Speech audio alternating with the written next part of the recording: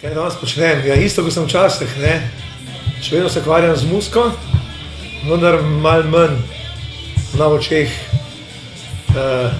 javnosti, v smislu medijev, ne. Se še kaj videvate s člani benda? Še, smo prijatelji, tudi sodelujemo glasbeno z nekaterimi člani, jaz sodelujem recimo z Charliejem, igrava v enem Dixieland bandu. Srečujemo se tudi, ne, smo ostali prijatelji. O kakšni vrnitvi, comebacku? Ne. Zakaj ste sploh nehali, zakaj Google prenehal obstajati? Mi smo bili tipični pop band, ne. In mislim, da je bilo 5 let čisto dost za nas in za tiste, ki so nas poslušali. Zdaj pogrevati te stare golaže pa mislim, da nima smisla. Če pogledamo današnjo glasbeno sceno v Sloveniji, je zelo veliko teh turbo folk bandov zdaj nastavljene, pa teh nostalgičnih pop stars bandov, ki jih naenkrat skupaj dajo. Kako bi bil cena glasbena scena trenutno? Ja, predvsem to ni glasbena scena, ne. Je pa scena in zelo uspešna, komercialno mislim, ne. Z redkimi izjemami, ne, ki znajo združiti glasbo v pravem smislu besede, pa vas ostali šov, ropotanje okoli tega in to dobro prodati. Redke izjeme so take. Zoran Brdin je recimo zelo kritičen do tega turbo folka, pravi, da poneumlja ljudi, ne vem, kaj vi mislite o tem? Ja, zdaj, kaj jaz mislim o Zoranu, a kaj mislim o turbo folku? Absolutno, sam mislim, absolutno poneumlja ljudi ta glasba, ne.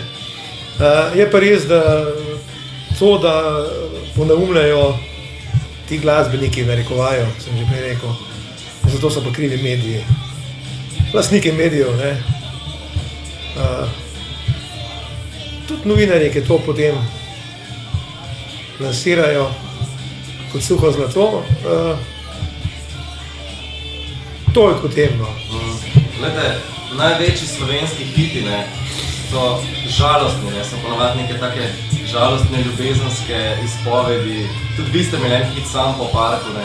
Zakaj se vam zdi, da se to primejo, te žalostne pesmi v Slovenci? Ne vem, zdaj, če so glih vsi slovenski hiti, ali pa tudi večino hitov žalostnih, so to bolj balade, mislim, da je kar precej tudi veselih pesmic.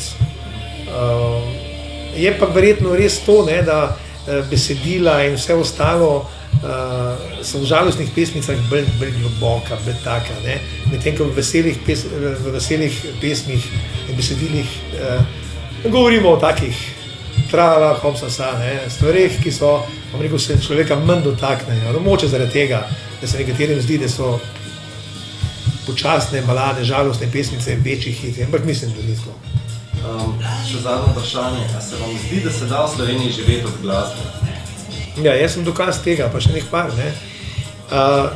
Jaz mislim, da se da dobro živeti od glasbe tistih par let, zdaj, če govorimo o pop glasbi, tistih par let, ko si popularen.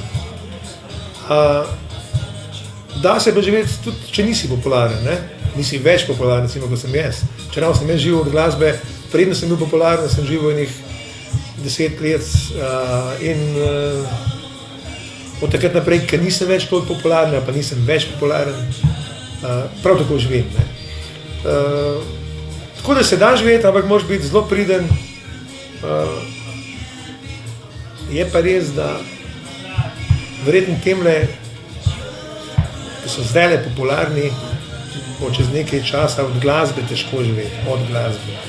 Da bojo pa, ne vem, kakšni bi fesi kupili ali pa kaj takega, to pa bojo pa dobro živeti.